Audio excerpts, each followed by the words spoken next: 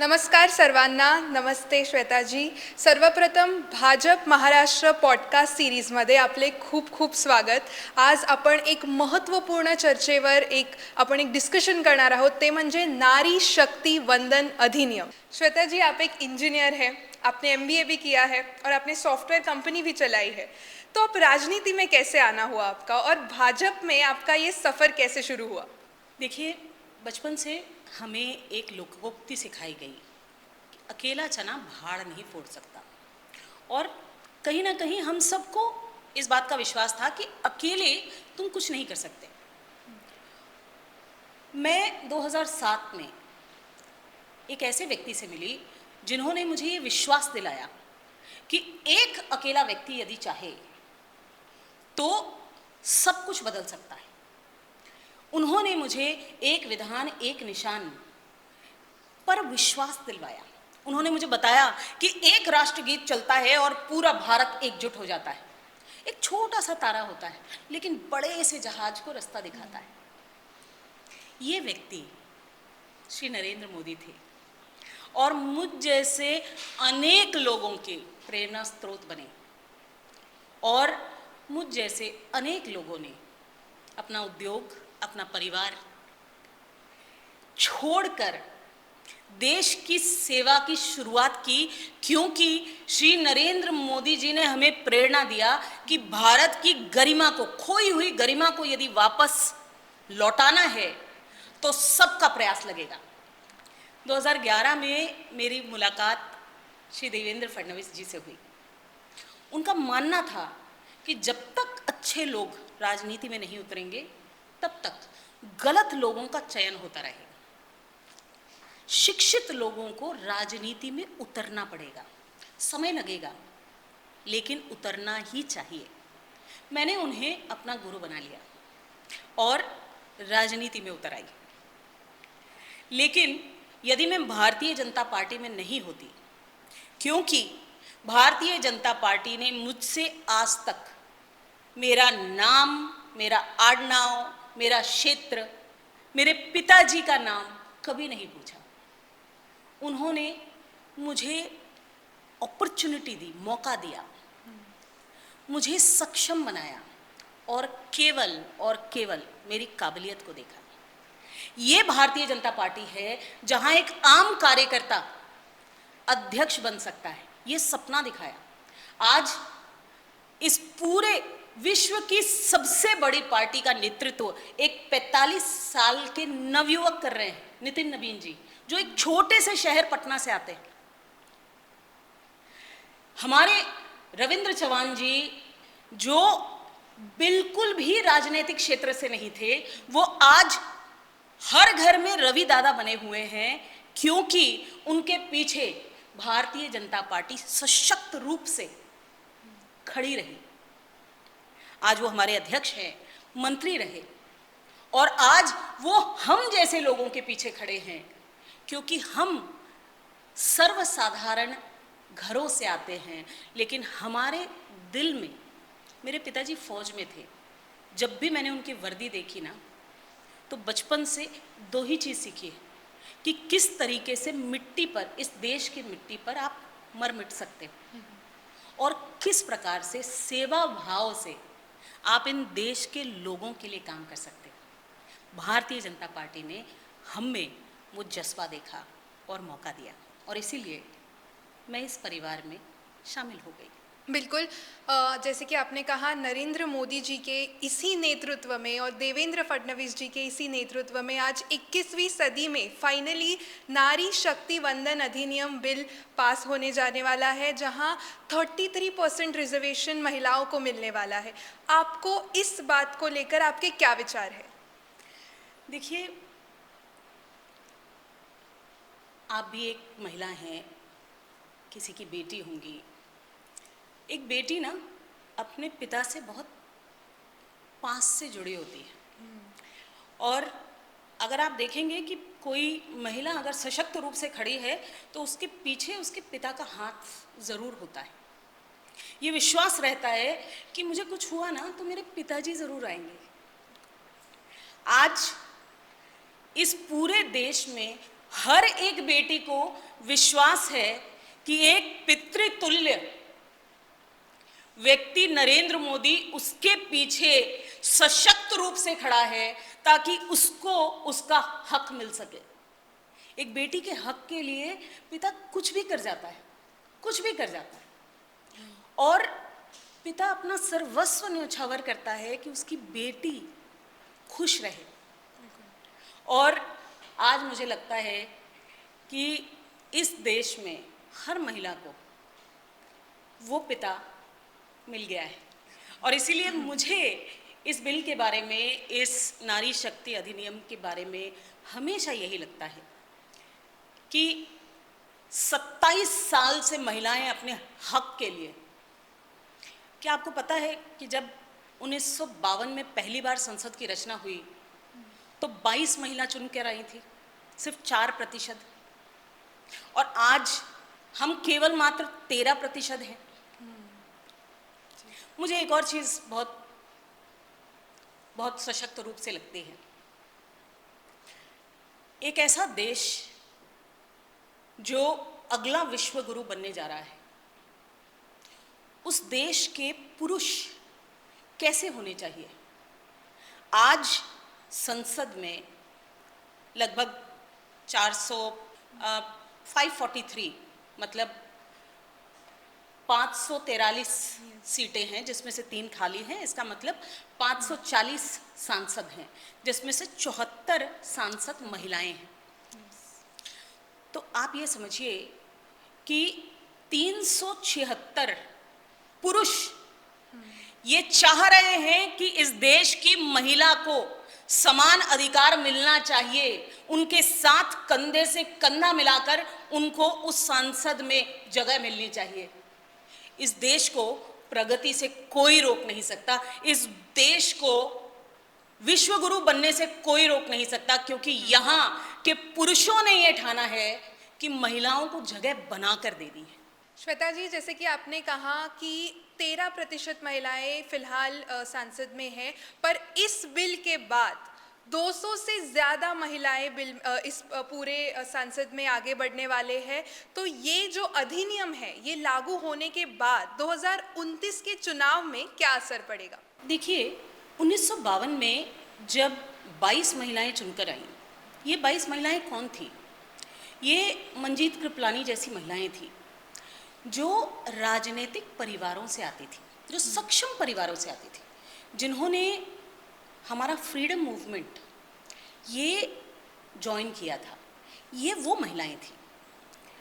लेकिन आज 13% में कौन सी महिलाएं हैं? आप देखिए तो हमारे पास अपराजिता सारंगी जैसी IAS ऑफिसर हैं, हमारे पास कंगना रनौत जैसी एक्ट्रेस हैं, और हमारे पास महुआ मोइत्रा जैसी इन्वेस्टमेंट बैंकर हैं। तो कहीं ना कहीं आम क्षेत्रों से, प्रोफेशनल क्षेत्रों से, सर्वसाधारण क्षेत्रों से महिलाओं का राजनीति में आगमन हुआ। लेकिन 2029 में जब 33% आरक्षण आएगा, तो जो 14 लाख महिलाएं आज जिला परिषद में है, पंचायत में है, ये ऊपर उठेंगी। जो आज समाज सेवा कर रही हैं उनको मौका मिलेगा, जो आज राजनीतिक की अलग अलग पहलुओं पर काम कर रही हैं उनको मौका मिलेगा। और मैं आपको बताना चाहती हूँ, 1786 में अमेरिका आज़ाद हुआ, लेकिन महिलाओं को मतदान का अधिकार 144 साल बाद मिला। बाबा साहब ने 1950 में जब संविधान रचा तो महिलाओं को समान अधिकार मतदान का दिया। ये वो भारत देश है। लेकिन आज आप अमेरिका के संसद में जाकर देखिए तो महिलाएं लगभग 30% हैं, और हमारी संसद में केवल मात्र 13%। रवांडा जैसे देश में आज महिलाओं का प्रतिनिधित्व लगभग 63% है। UAE जैसे देश में महिलाओं का प्रतिनिधित्व 50% है। तो ये जेंडर गैप को फिल करने के लिए भारत का समय अब है। नारी शक्ति वंदन अधिनियम बिल है, इसके कारण जो पारिवारिक पार्टियां हैं उनके ऊपर क्या असर पड़ेगा? देखिए, ऐसा है, इंदिरा गांधी को किसी भी आरक्षण की ज़रूरत नहीं पड़ी, प्रियंका वाड्रा को किसी आरक्षण की ज़रूरत नहीं पड़ी, डिम्पल यादव को किसी आरक्षण की ज़रूरत नहीं पड़ी, वर्षा गायकवाड़ को किसी आरक्षण की ज़रूरत नहीं पड़ी। लेकिन पुणे जैसे शहर के ग्रामीण क्षेत्र में, जुन्नर में, एक मेरी बहन जो सरपंच है, उसको आगे बढ़ने के लिए और जुन्नर की महिलाओं और पुरुषों की कठिनाइयों को सामने लाने के लिए आरक्षण की ज़रूरत है। और इसीलिए कहीं ना कहीं आप देखिए, जिस भी पार्टी ने आज विरोध किया है, 50 साल से कांग्रेस की सरकार थी, उनके पास आज 30 सालों से, जब देवेगौड़ा जी ने पहली बार लोकसभा में ये बिल पेश किया था, तब ये भारतीय संविधान का 81वां अमेंडमेंट था। आज जब श्री नरेंद्र मोदी जी ने ये बिल पेश किया है तो वो 131वां अमेंडमेंट है, संशोधन है। 50 संशोधन हो गए, लेकिन हमारी देश की महिलाएं तब से अब तक इंतजार कर रही हैं। क्यों? क्योंकि ये परिवारवाद की पार्टियां अपने परिवार को आगे बढ़ाती है, अपने परिवार की महिलाओं को आगे बढ़ाती रही, लेकिन इनको कभी मंजूर नहीं था कि आम महिला आगे बढ़े। सर्वसाधारण परिवार से जो महिला आती है, जो शिक्षित महिला है, जो देश के लिए कार्य करना चाहती है, वो आगे बढ़े, ये कभी नहीं चाहते थे। एक मैं आपको उदाहरण देना चाहती हूँ, बहुत लोगों को भूल गया होगा, लेकिन मार्गरेट अल्वा नाम की कांग्रेस की पहली राज्यसभा की उपसभापति होती थी। कौन थी वो? उनके पिताजी यूके में एक चर्च के पादरी थे। उनकी पहचान क्या थी? वो स्वयं एक वकील थी, लेकिन कांग्रेस में उनकी पहचान क्या बनाई कि वो एक बहुत ही सशक्त दंपत्ति हैं। इसका अर्थ क्या है कि वो और उनके पति दोनों एक समय पर संसद थे। तो इसीलिए कहीं ना कहीं कांग्रेस केवल मात्र अपने परिवार को आगे बढ़ाने के लिए बाकी महिलाओं को रोकना चाहती है। और इसीलिए मैं हमेशा ये बात कहती हूँ और कहती आई हूँ, हर महिला, चाहे वो किसी भी पार्टी को की हो, उसको सामने आकर इस बिल का समर्थन खुलेआम करना चाहिए। क्योंकि आज जो श्री नरेंद्र मोदी जी करने निकले हैं, वो केवल मात्र पार्टी हित की बात नहीं है, वो किसी परिवार हित की बात नहीं है, वो राष्ट्र हित की बात है, वो महिला हित की बात है। बिल्कुल, जैसे कि आपने कहा कि इतने साल पहले से इस बिल को लाने को कोशिश किए जा रही, तो फिर भी विपक्ष से इसके ऊपर ऐसे टिका आती जाती है कि ये कोटा पॉलिटिक्स है, या फिर ये महिलाओं को नंबर बढ़ाने के लिए ये सरकार की साजिश है। तो इसके ऊपर आपका क्या कहना है?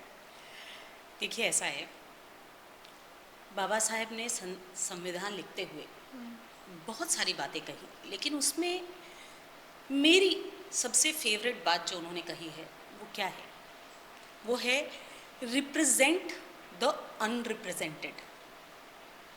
आज सबसे ज्यादा शोषित वर्ग इस देश में कौन है? महिलाएं। आज यदि आप देखें तो महिलाओं का कहीं भी डेटा अगर आप देखने जाएं तो पहली बार ऐसा हुआ है जब श्री नरेंद्र मोदी जी के नेतृत्व में महिलाएं बेटी बचाओ बेटी पढ़ाओ के अंतर्गत 1000 पुरुषों पे 120 महिलाएं हैं। वरना आज तक हमेशा पिछले 75 साल में हमेशा 1000 पुरुषों पर 900 महिलाएं रहीं। और इसीलिए कहीं ना कहीं महिलाओं के रिप्रेजेंटेशन को बढ़ाने के लिए बाबा साहेब ने ये हक दिया है। लेकिन यदि आप उनको अपॉर्चुनिटी नहीं देंगे कितने ऐसे पॉलिटिकल पार्टीज हैं जो महिलाओं को अपनी जीतने के अवसर भी देते हैं, कितने टिकट दिए जाते हैं। अगर आप पारिवारिक पार्टीज को देखेंगे तो लगभग 9% से 14% ही महिलाओं को टिकट दिया जाता है। इसीलिए कहीं ना कहीं आरक्षण की आवश्यकता है ताकि महिलाएं आगे बढ़ें। देश की जीडीपी में एक मैकेंजी का एक स्टडी आया है जिसमें ये कहा गया है कि आज केवल मात्र भारत में 18% योगदान जीडीपी का महिलाएं देती हैं और पूरे एशिया में हम केवल मात्र पाकिस्तान से ऊपर हैं। तो आज ये जरूरत है, आज के समय की जरूरत है कि महिलाओं को आगे बढ़ाया जाए और ये सरकार नरेंद्र मोदी जी के नेतृत्व में एक ऐसी सरकार है जिसकी नीति और नीयत दोनों सही है और इसीलिए ये आरक्षण, ये अधिनियम नारी शक्ति के लिए अत्यंत आवश्यक है। बिल्कुल। और जैसे आपने कहा कि कितने कम नंबर्स हैं महिलाओं का योगदान इन जीडीपी हुआ ये, तो ये मेरा पर्सनल मेरा ऑब्जर्वेशन भी है कि हम देखते हैं अभी जितने भी महिलाएं हैं एटलीस्ट ऐसा परसेंटेज हमेशा होता है कि उनको as a dummy candidate feel किया जाता है और जो काम होता है, काम काज एडमिनिस्ट्रेशन का हुआ कुछ भी हुआ वो उनके पति करते हैं या उनके भाई करते हैं। तो इसके कारण ये रिजर्वेशन जो नंबर्स बढ़ेंगे उसके वजह से डमी कैंडिडेट्स को लेकर और कैसे हम इंश्योर करेंगे कि राइट पर्सन है। इस बात के भी बहुत खिलाफ हूँ और हमेशा ये बात कहती हूँ। मैं बहुत सारी सरपंचों से मिलती हूँ। ये जो आप बात कह रही हैं ये बहुत सारे मीडिया हाउसेस में, बहुत सारे प्रोग्राम्स में, बहुत सारे पुरुष ये बात कहते हैं, लेकिन आप याद रखिए 14 लाख महिलाएं आज पंचायती राज सिस्टम में काम कर रही हैं। 14 लाख में से कितनी ऐसी महिलाएं होंगी जिनके पुरुष, जिनके पति, जिनके पिता उनके बदले काम करते हैं? 1 लाख 2 लाख। मैं स्वयं जब इन सरपंचों को मिलती हूँ पहली बार तब शायद ये सीख रही होती है, लेकिन अगली बार जब मैं इनको मिलती हूँ तब इनके अंदर एक अलग प्रकार का विश्वास रहता है, वो सीख चुकी होती है। और इसीलिए यदि आप देखें तो इस अधिनियम को 15 साल के लिए कैप किया गया है ताकि महिलाएं पहली बार जब उनको अवसर दिया जाए तो सीखें। और इसीलिए इस देश में हम कभी भी किसी पुरुष के पीछे, जब हमारे पुरुष विधायक जब विधानसभा में आते हैं और कॉन्स्टिट्यूएंसी में बहुत सारी शादियां होती हैं तो उनकी पत्नियां उन शादियों में जाती हैं, दिन रात काम करती हैं, घरों में घुसती हैं, तो कोई ऐसा व्यक्ति है जो कहता है कि भाई आमदार तो पुरुष हैं तो महिला क्यों आ रही है? तो इसीलिए सेवा हर व्यक्ति को करनी चाहिए। महिलाओं को हक देने के लिए कोई भी एक्सक्यूज आज नहीं होना चाहिए। पूरे देश को एकत्रित होकर ये बात तय करनी चाहिए कि हम किसी भी देश से पीछे नहीं हैं। और मैंने आपको बताया मैकेंजी का सर्वे है कि यदि 33% आरक्षण महिलाओं को मिल जाए तो देश का जीडीपी लगभग 23% आगे बढ़ सकता है। और इसीलिए यदि हमारा विश्व गुरु बनने का सपना है तो आधी आबादी को हक देना जरूरी है। बिल्कुल, आपने बिल्कुल सही कहा, क्योंकि वो मौका ही होता है जो हमें आगे लेके जाएगा और ये बिल वो मौका है, वो एक चांस है जो महिलाओं को दिया जाएगा। तो हम देखते हैं कि SC ST कोटा जो महिलाओं के लिए है उससे ये जो वर्टिकल रिजर्वेशन का उसका क्या मतलब है और ज़मीनी स्तर पे इसका क्या रूप देखा जाएगा? करेक्ट। बहुत सारे लोग ये कोटा अंडर कोटा का प्रश्न उठाते हैं, तो मैं इसको टेक्निकली समझाना चाहूँगी। देखिए, जब हम 33% आरक्षण की बात कर रहे हैं तो वर्टिकल आरक्षण का अर्थ ये है कि जितना भी आरक्षण SC और ST के लिए है उसके अंदर भी 33% महिलाएं आना अनिवार्य है। जिसका अर्थ क्या है? इसका अर्थ ये है कि सादी भाषा में यदि 2029 में मान लीजिए कि अगर परिसीमन के अनुसार 850 सीटें बढ़ती हैं और 280 महिलाएं 33% में हम जोड़ते हैं कि वो आए, तो लगभग 70 महिलाएं ये अनुसूचित जाति और अनुसूचित जनजाति से होंगी। आज 74 महिलाएं कुल टोटल संसद में हैं और 2029 में 70 महिलाएं केवल मात्र जनजातियों से होंगी। ये होता है असली रिप्रेजेंटेशन, प्रतिनिधित्व, और ये है वर्टिकल रिजर्वेशन, और इसीलिए वर्टिकल रिजर्वेशन जरूरी है। हम देखते हैं कि नारी शक्ति वंदन अधिनियम और मोदी जी का जो सपना है विकसित भारत 2047, इसको जोड़कर देखा जाए तो ये बिल कैसे फायदेमंद रहेगा? देखिए, ऐसा है, ये जो विकसित भारत है ये केवल मात्र श्री नरेंद्र मोदी जी के लिए एक स्लोगन नहीं है, ये एक विचारधारा है। और इसीलिए कहीं ना कहीं आप देखें तो इस बिल का बहुत ही ज़्यादा महत्वपूर्ण योगदान रहेगा। अब 2-3 स्टैटिस्टिक्स बताना चाहती हूँ। एक स्टडी किया वर्ल्ड बैंक ने, जिससे ये पता चला कि 62% जगहों पर जहाँ पर महिला सरपंच है वहाँ पर हर घर जल की योजना बहुत ज़्यादा फायदेमंद रही। और इसीलिए अगर आप वर्ल्ड ओवर स्टडी करेंगे तो जहाँ जहाँ भी महिलाएं प्रमुख सीटों पर, गद्दियों पर बैठी हैं, वहाँ वहाँ उनका निर्णय मूल चीज़ों पर आधारित रहता है। अब मूल व्यवस्थाएं क्या हैं? शिक्षा, बच्चे, पोषण।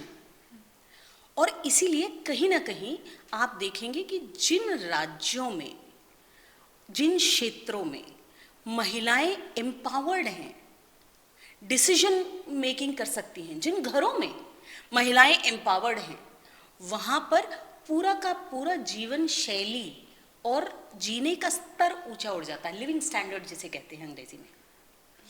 और इसीलिए विकसित भारत में महिलाओं का योगदान ये बहुत ज़्यादा आवश्यक है। अब जेंडर गैप की यदि आप बात करें तो जेंडर गैप में क्या क्या चीज़ें आती हैं? जेंडर गैप में आता है शिक्षा का गैप, एजुकेशन गैप, फिर आता है एम्प्लॉयमेंट का गैप, फिर आता है वेजेस का गैप, फिर आता है हेल्थ का गैप, और सबसे महत्वपूर्ण पॉलिटिकल गैप। ये पॉलिटिकल गैप जो है, बाकी सारी चीज़ों के लिए यदि आप देखें तो पिछले 15 सालों में श्री नरेंद्र मोदी जी ने योजनाएं बनाई। आज लगभग 80% जो स्टैंड अप और स्टार्टअप योजनाओं की लाभार्थी हैं वो महिलाएं हैं। 70% मुद्रा लोन महिलाओं को गए हैं। लगभग 56% जनधन खाते महिलाओं के हैं, जिसके अंदर डायरेक्ट बेनिफिट ट्रांसफर हो रहा है। लेकिन पिछले 70-75 सालों में महिलाओं को केवल मात्र लाभार्थी या फिर भागीदारी, यूनाइटेड नेशंस में भी अगर आप चले जाएं तो भागीदारी की बात होती है, पार्टिसिपेशन। बट पहली बार G20 में भारत ने, श्री नरेंद्र मोदी जी के नेतृत्व के अंदर भारत ने विमेन लेड डेवलपमेंट, नेतृत्व की बात की। महिलाओं को नेतृत्व का स्थान दो। और इसीलिए ये जेंडर गैप के लिए पॉलिटिकल गैप को प्लग करना बहुत ज़्यादा ज़रूरी है। एक और बहुत इम्पॉर्टेंट विषय है, देखिए, हमारी जनसंख्या, भारत की जनसंख्या बढ़ी है और एक मेंबर ऑफ पार्लियामेंट जितने लोगों को रिप्रेजेंट कर रहा है वो पहले और अब उसमें जमीन आसमान का अंतर है। और कुछ क्षेत्रों में यदि आप देखें महाराष्ट्र में कुछ ऐसे क्षेत्र हैं जहां पर एक मेंबर ऑफ पार्लियामेंट लगभग 30-35 लाख लोगों का मेंबर ऑफ पार्लियामेंट है, एक सांसद। इसीलिए जरूरी है कि संख्या बढ़े और इस संख्या में समान हक महिलाओं को मिले, महिलाओं को नेतृत्व का स्थान मिले। इसलिए ये अधिनियम, नारी शक्ति अधिनियम, अत्यंत आवश्यक है। बिल्कुल, जैसा आपने कहा महिलाओं को समान अधिकार मिले, उनको आगे बढ़ने की आगे बढ़ाए। जैसे तो महाराष्ट्र में जब हम देखें तो महाराष्ट्र में देवेंद्र फडणवीस जी जो हमारे मुख्यमंत्री है, उन्होंने महिलाओं को हमेशा आगे बढ़ाया। वो इंफ्रामैन तो है ही, पर उन्होंने महिलाओं का कैसे सम्मान करे, उनका आदर कैसे करे, उनको आगे कैसे बढ़ाए, उनका एक पूरा एग्जाम्पल सेट किया है। जैसे अभी बीएमसी कमिश्नर अश्विनी भिड़े जी जो एक फर्स्ट फीमेल आईएएस ऑफिसर है, उनको बनाया। तो महिलाओं की ऐसी उनकी जो भागीदारी है उनको आगे बढ़ाने में, उनके बारे में आपको क्या कहना है?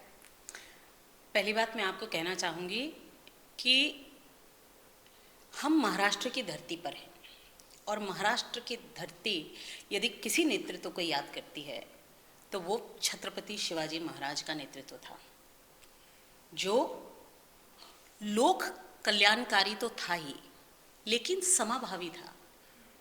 और मेरा मानना है कि छत्रपति शिवाजी महाराज तब बने जब उनके पीछे एक सशक्त जिजाऊ माँ पीछे खड़ी रही, जिन्होंने बचपन से उनको समावेशी होने का सीख दिया। जब हमने डीमोनेटाइजेशन के समय पर हीराबेन को लाइन में लगे हुए देखा, तब मुझे इस बात पे नाज हुआ कि क्यों उनका बेटा श्री नरेंद्र मोदी महिलाओं को इतने सशक्त रूप में देखता है, क्यों उन्होंने महिलाओं के लिए इतनी योजनाएं बनाई, क्यों जब वो बात कहते हैं कि ये जो टॉयलेट है, जो स्वच्छ भारत है, ये महिलाओं के लिए है। और वैसे ही जब आप सरिता फडणवीस को देखती हैं तब आपको पता लगता है कि एक ऐसा नेतृत्व देवेंद्र फडणवीस, जो यदि आप परिवार में देखें तो एक अपनी पत्नी को उनके स्वच्छंद विचारों की इज्जत देता है। उनकी पत्नी एक एम्प्लॉई हैं, एक समाज सेविका हैं और अपने स्वच्छंद विचार रखती हैं। उनकी बेटी परिवार में एक सशक्त युवती बनकर आगे बढ़ रही है।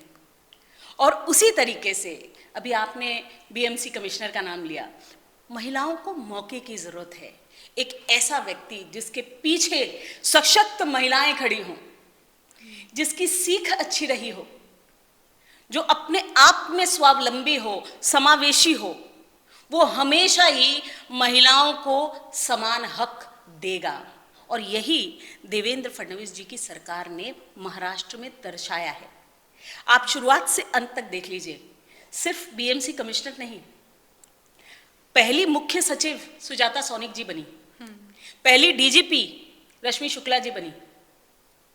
दुर्भाग्यपूर्ण है लेकिन फिर भी पहली उप मुख्यमंत्री सुनेत्रा पवार जी बनी, पहली महासचिव अश्विनी भिड़े जी बनी और अब पहली बीएमसी कमिश्नर फिर से अश्विनी भिड़े जी बनी है। और ये सारी महिलाएं केपेबल थी, इनको सिर्फ मौका दिया एक ऐसे व्यक्ति ने जो बचपन से समावेशी तौर पर बड़ा हुआ, क्योंकि उसके पीछे एक सशक्त महिला खड़ी थी। बिल्कुल, धन्यवाद। आपने इतने अच्छे से हमको बताया कि नारी शक्ति वंदन अधिनियम कितना ज़रूरी है यहाँ आज नहीं, महाराष्ट्र में, पूरे देश भर में महिलाओं को आगे बढ़ाने के लिए। और हमारे साथ महाराष्ट्र भाजपा पॉडकास्ट में आप आई, उसके लिए आपका बहुत बहुत धन्यवाद। बहुत बहुत धन्यवाद।